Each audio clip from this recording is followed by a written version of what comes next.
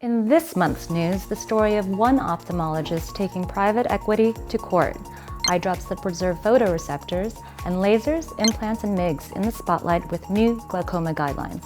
All that and more on SightByte News, your go-to source for buzzworthy headlines in eye care.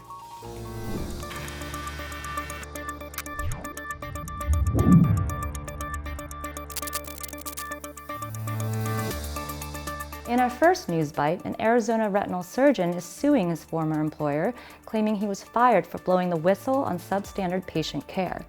But this isn't just one doctor's battle, it's the latest flashpoint in the growing debate over corporate medicine.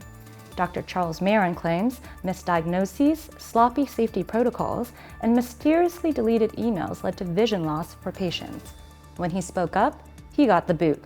Is private equity streamlining healthcare or sacrificing patient safety for profit? Stay tuned as this one unfolds. Big news in retina, the FDA has officially greenlit Neurotex and Celto, making it the first ever approved treatment for MacTel. This little powerhouse is an encapsulated cell implant that delivers CNTF straight to the retina, slowing disease progression. With US availability expected in June, the MacTel community finally has some hope on the horizon. Meanwhile, over at the NIH, scientists have been busy whipping up a high-tech eye drop solution for degenerative retinal diseases.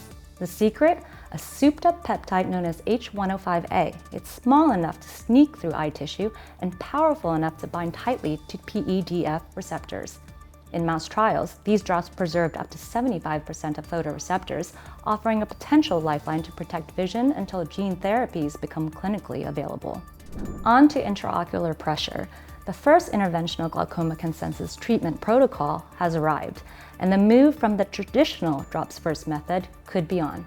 Authored by top names in glaucoma like Morgan Micheletti and Christine Funke, the protocol shifts the focus toward lasers, sustained release drug implants, and mixed procedures. Treatment for each disease stage, from ocular hypertension to severe glaucoma, is clearly laid out in a structured treatment algorithm. The working group anticipates that in 5 to 10 years, these guidelines could become the new standard of care in glaucoma. In dry eye news, Bausch & Lomb's MIEBO is fast, like 5-minute fast. A new Phase 4 study shows patients reporting significant symptom relief with VAS scores decreasing from 72.1 at baseline to 38.5 within minutes of the first drop, effects that lasted a full 2 weeks. And with no major side effects as well as high patient satisfaction, could this be the new MVP of evaporative dry eye treatment? I'm Diana Trung, and that's a wrap for this edition of SightByte News. Stay sharp, stay focused, and stay in the loop with more eye-popping updates on Mice TV.